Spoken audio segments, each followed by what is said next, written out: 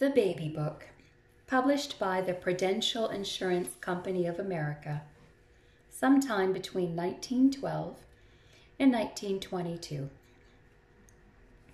The baby, useful information as to its care, feeding, and training.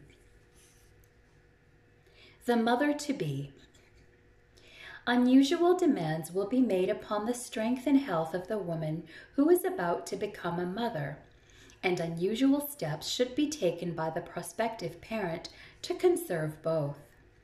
She must remember that she has her baby's life as well as her own in her keeping, and this should prompt her to be doubly careful. She should anticipate the coming event in a happy, cheerful spirit, and should not be at all anxious about it. Rather, she should be natural, that is all. The little one will be one of very many born daily without dangerous results to their mothers. Don't worry. The rules of health are few and simple, and for the most part the same as for other times, except that it is necessary to observe them with much thoughtfulness. Fresh air is a main essential, and of this the mother-to-be should get as much as she can, for it is fresh air that makes good blood, and with sunshine, it is nature's best tonic. Exercise and good air should go together, and to secure these, a short walk should be taken during the afternoon and evening when the weather will permit. The air in the rooms should be fresh and free of impurities at all times, especially at night, when the sleeping room windows should be well opened. Plenty of rest and sleep are necessary. One should retire early, and if possible, take a short nap during the afternoon. Don't forget that sleep is nature's great restorer. It refreshes the mind and the body, and gives new strength to both. The food should be simple and easy to digest. It should be kept pure and free from all germs. Impure food means trouble. Meat is never a necessity. Some physicians advise against its use during the last few months, but it can be eaten in small quantities if one likes it. Cereals and milk may be eaten freely, so may nearly all ripe fruit and vegetables, but they must be well washed to remove any germs which they carry. Highly seasoned foods and alcoholic beverages should not be used. Weak tea and coffee and plenty of pure milk may be taken. Several glasses of water every day help to drain the impurities from the body. There should be a healthy movement of the bowels every day, or trouble will follow and possibly disease. A glass or two of hot water taken before breakfast will help in this direction. The pores of the skin should be kept open by bathing frequently. If a tub bath cannot be taken, a sponge bath is a fairly good substitute, while a hot water sitz bath taken at night is of great value. The breasts should be carefully looked after. They should be washed each day with cold water and soap, and a little Vaseline rubbed into them, as well as on the nipples. Take good care of the teeth by brushing them frequently. The head should be well washed once a month, and the hair carefully brushed every night. If the hair is dry, rub a little Vaseline into the scalp 2 or 3 times each week. The mother should have the best of care at this time and be attended by a good doctor. If she cannot afford it, she should not hesitate to go to a hospital and ask for the help and advice gladly furnished her there. The doctor will tell you what to have ready for the time when the baby comes. Don't wait until the last day, but have everything prepared 1 or 2 months before they are needed. Follow the doctor's advice carefully in all things. When the baby has come. Like a little pink bunch of folded human rose leaves, the baby has come into a new, strange, and cold world. As soon as the baby's eyes, nose, and mouth should be washed with boracic acid solution, the eyes particularly to prevent possible blindness. Be careful in handling the baby that its breathing is not interfered with. Be sure that it breathes freely. Do not lay it face downward. It should be well rubbed with olive oil and then allowed a good rest. Warmth is what the tiny arrival now needs. It should be wrapped well in clean, warm coverings to keep it from being chilled. Its feet and hands will tell you when it is warm. If it is not sufficiently nurtured in this regard, colic is very likely to develop.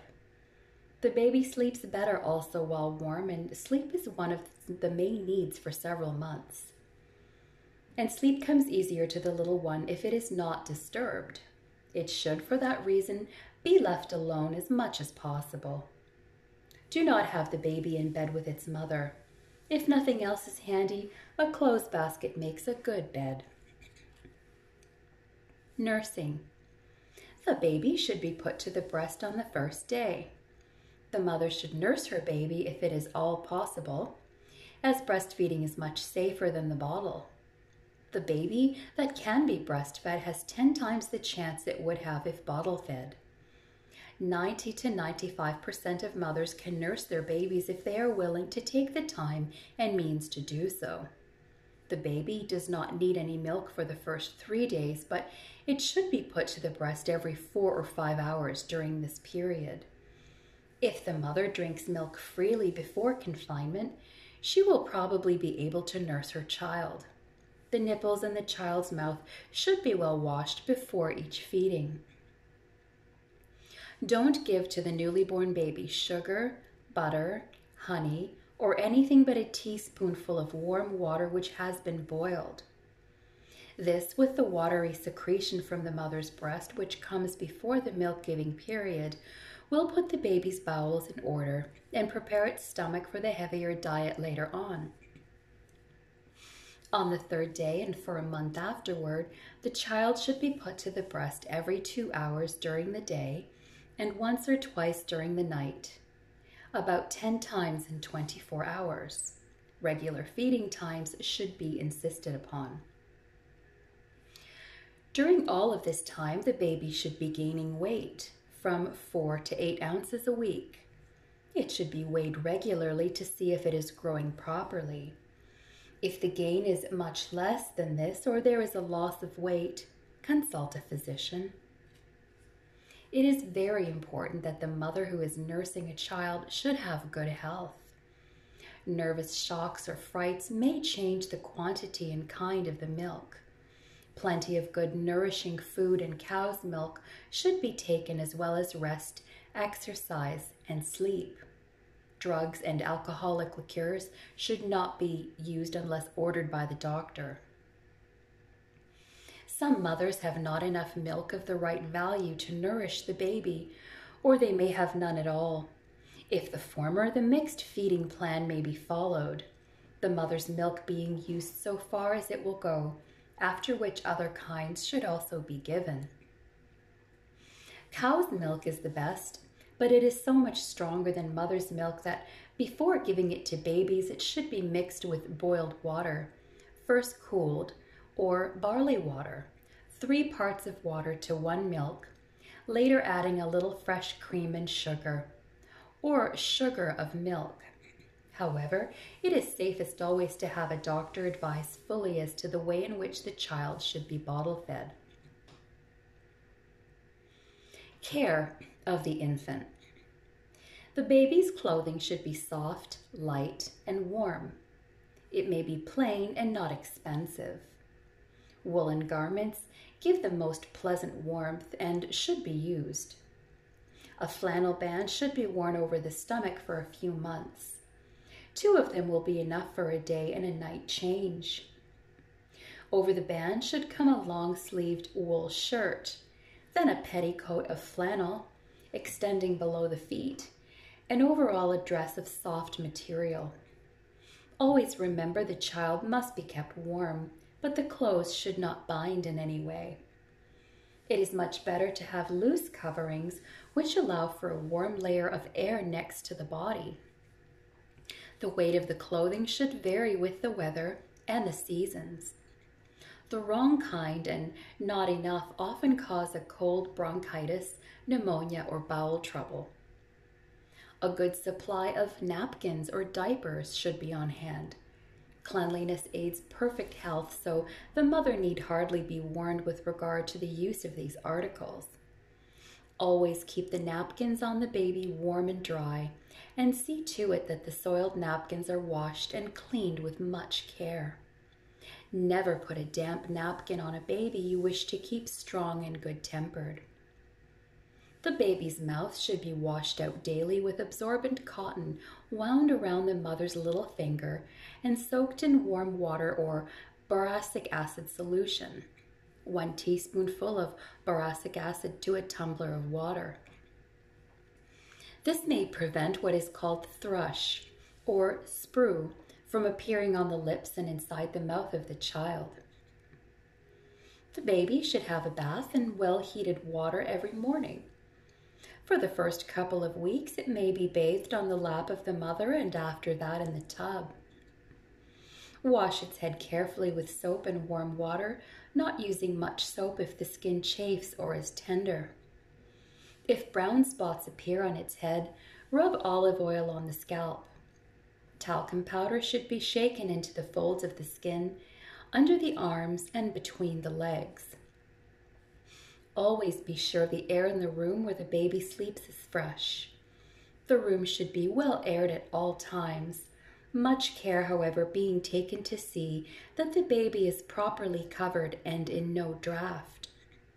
Be as anxious for the air as you would be careful of your child. Perhaps no better rule could be laid down. After the baby is a week old, if properly clothed and protected from the rays of the sun or cold breezes, it may be left outdoors in clear weather during the middle of the day. The baby cannot have too much sleep. See that it gets enough. Its brain tires easily and sleep overcomes this. No fixed rule can be outlined in this connection, but a normal baby during the first 3 months should sleep nearly all the time, and during the following 3 months, perhaps 3/4 of the time. Its period of required sleep will gradually lessen after that. Let it sleep all it wants to. In later months, it may be possible to regulate the hours of sleep for the baby. Firmness in training when the time comes will mean much to the mother's comfort. Feeding the baby, how much and how often, whether it is breastfed or bottle-fed, is shown by the table below. Also, how much the baby should weigh.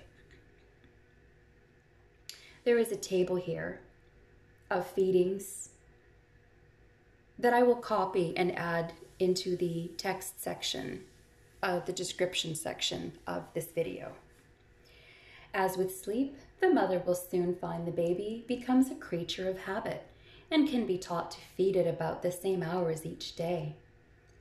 Don't feed too often, nor feed too much, and let the baby sleep after feeding and whenever else it wants to. Growth and development. The baby should gain rapidly in weight and size. In 5 months, it should double, and in 12 months, triple its first weight, as shown by the foregoing table. There is usually an average gain in height of 1 inch a month for the first 4 months, and a gain of ½ an inch a month for the next 8 months, or a total gain of 8 inches for the first year. After that, the weight should increase for several years at the rate of about 5 pounds a year, and its height increase for a couple of years at the rate of 4 inches a year during the 4th and 5th years, 3 inches a year after that, 2 inches a year until the 10th year is passed. While these figures are general, any considerable variation from them suggests that something is wrong. The baby's first tooth appears about the 7th month, the 2 central lower teeth generally coming first. From the 8th to the 12th month, the 4 upper central teeth usually appear, thus making 6 teeth at the end of the first year. Within the next 6 months, there should be 12 teeth, including the 2 lower central and the 4 double front teeth. In 2 years, there should be 4 more, the 2 eye and the 2 stomach teeth, while in 2½ years, the child's entire set should be complete, including the 4 back double teeth. This is the general course, but there are cases in which the teeth do not come in the order given. Teething is a natural process and need not be attended by much pain or distress. There may be some loss of sleep or appetite, some fever or vomiting, lasting for 2 or 3 days, but if the symptoms are worse than this, there is reason to fear that the trouble is not teething but improper food and care. When in doubt, consult a doctor. The baby should hold up its head when it is 4 months old, by the 7th or 8th month be able to sit erect, and may make an attempt to walk during the 9th or 10th month, although it should not be encouraged to do so until the 12th month, as its bones and muscles are too soft. By the 15th month, it should be able to run about the room. When the baby is sick. Nothing in this book or any other book will take the place of the doctor when the baby is really sick. Still, it is well to know the signs of a few important diseases and know what to do in their early stages or until the doctor arrives. The mother's good judgment is best at these times. She should keep a watchful eye upon everything that may affect the baby's health. A very simple thing may start the trouble. The child's clothing may be too warm or the band over the stomach too tight. The watchful mother will be quick to find the source of the trouble, and by doing a few simple things can often save sending for the doctor. Indigestion. It is the bottle-fed baby that usually has trouble with its stomach. Breastfed children rarely have trouble if the mother uses care in what she eats and drinks herself and how she lives generally. But the baby, whether breastfed or bottle-fed, may be fed too often, too much, or too rapidly. There will be restlessness and vomiting, while the matter discharged from the bowels may be of a greenish color. In such cases, a teaspoonful of castor oil should be given at once, and all food stopped for a time so that the stomach may have a rest. In starting the feeding again, less food should be given at first, and in the case of bottle-fed babies, some barley water should be mixed with the food. Colic is very common in young babies, and its symptoms are seldom mistaken. The baby twists its face suddenly as if in pain, draws up its feet and clenches its hands. Its stomach is hard and swollen with gas. The remedy is to give an injection of hot water or give castor oil. Placing the baby in a warm bath will usually relieve the pain. It is not wise to feed the baby so often if it has colic, as its powers of digestion are generally weak. Constipation is not likely to occur if the child is taught early to have its bowels move regularly. A small amount of olive oil, about a teaspoonful, may be given from time to time if the constipation becomes a habit. For immediate relief, a small quantity of warm soap suds, sweet oil, or a little glycerin may be injected into the bowels. Convulsions are always a sign of serious trouble and should be treated by a doctor if possible. If no doctor can be had, the best thing to do is put the baby in a warm mustard bath for 5 or 10 minutes, or wrap around it a towel soaked with warm water in which is placed a little mustard. Then wrap it up in a warm blanket for about 10 minutes. At the same time, a cold, wet towel should be applied to its head. As convulsive fits often come from stomach and bowel trouble, an injection should be given as in the case of colic. When the attack is over, the baby should be kept very quiet for a time, as it is nervous. Any excitement may bring on another fit. Spitting up of milk is generally due to overfeeding, or it may be caused sometimes by the child's stomach band being too tight. Make sure that the latter is not the case before looking elsewhere for the cause. If overfeeding be the cause, cut down the number of feedings, and if the child is bottle fed, dilute the food with cold, boiled water. If breastfed, remove the child from the breast occasionally. It may also be necessary for the mother to reduce her own diet. Whooping cough is a dangerous disease and is very common in young children. It is contagious while it lasts, so that the child who has it should be kept away from other children. It begins like a cold, but the cough, instead of getting better, gets worse, especially at night, the child becoming red in the face, breathless, and exhausted. The disease may last from 3 to 4 months. It can be helped a good deal by seeing that the child has plenty of fresh air day and night, and that is protected from drafts. Measles is the most contagious of all diseases to which children are liable, and the most common. It is so common that many mothers look upon it as certain sooner or later and expose their children to it deliberately, believing that if they get it when they're older, they will have it worse. This, however, is a mistake. It is never wise or good policy to expose a child to unnecessary risk, and measles are risky and often fatal when the child is not carefully nursed. The disease begins with a running from the nose, feverishness, and the usual symptoms of a bad cold, followed at the end of 3 days by a red rash on the skin, the spots being about the size of peas. The red spots disappear after a few days, the child usually recovering in about 9 days. The important point in nursing measles is to keep the child warm in bed and to guard against taking cold. Thrush, or sprue, is a common ailment in very young children, especially among those that are bottle-fed. It is known by small white patches breaking out inside the mouth, about the gums, on the tongue, etc., and arises generally from want of cleanliness in feeding the child. The mouth may be washed every 3 hours with borax and glycerin. One cannot be too careful in keeping the bottle and nipple clean and seeing that the milk supplied is clean and pure. Eczema is a disease very common in small babies. The skin becomes irritable and itchy and is of a bright red color and full of little scales. Any part of the baby's skin may be affected in this way, but the cheeks, forehead, and scalp are the parts commonly affected.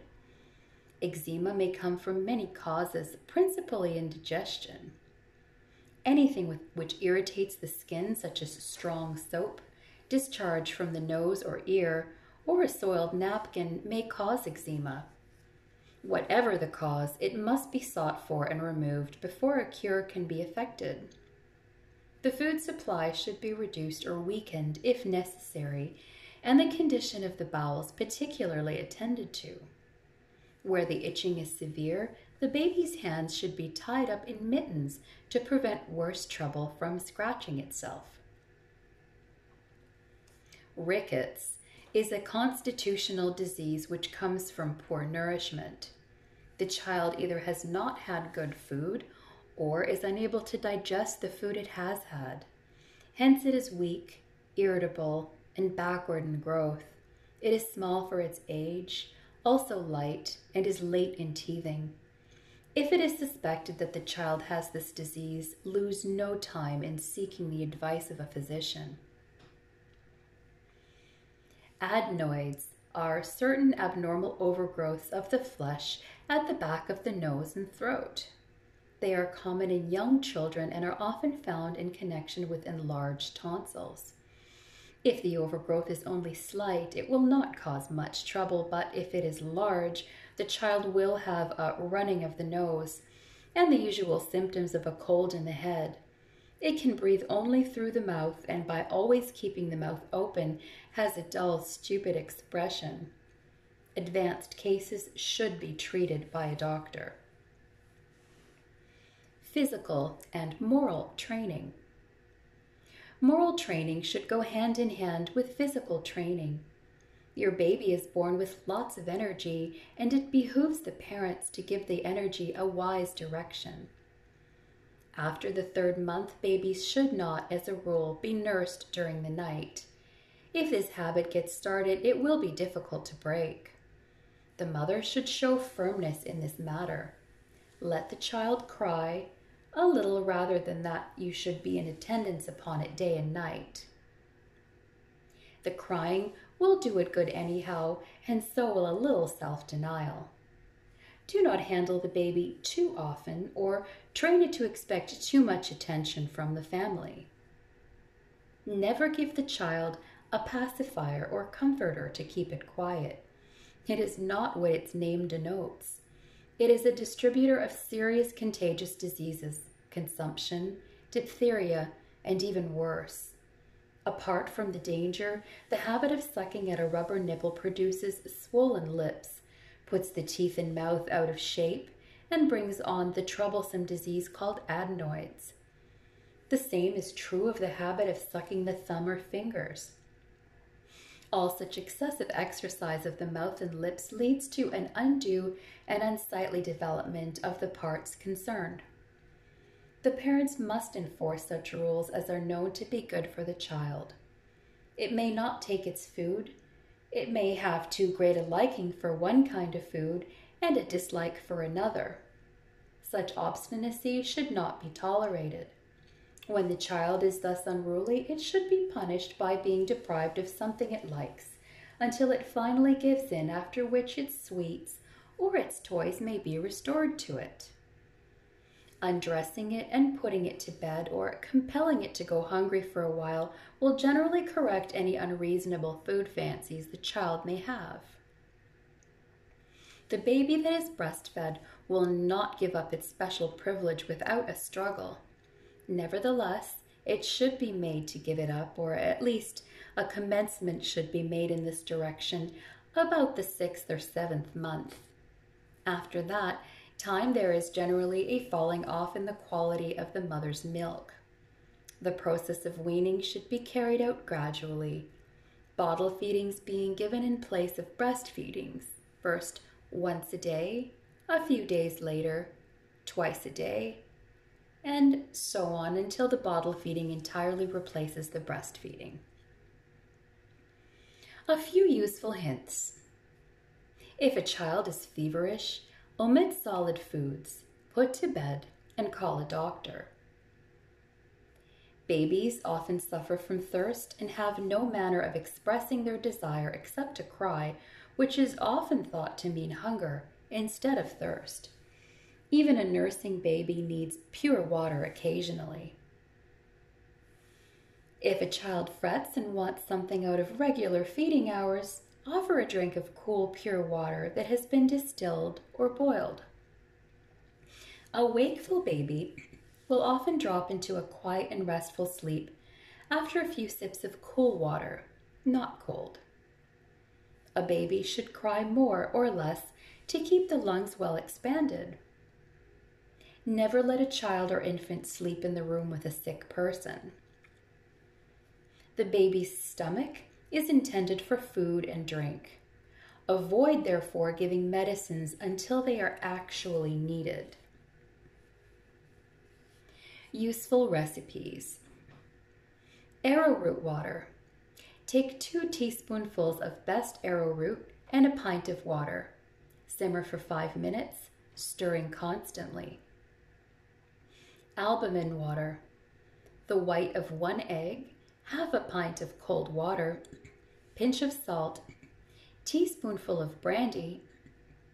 Shake well and give a small quantity at a time. Very useful in the case of vomiting.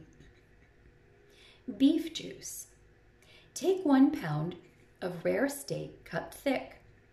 Slightly broil and press out the juice. Season with salt and give cold or warmed. Barley water. Place a teaspoonful of best pearl barley in a saucepan.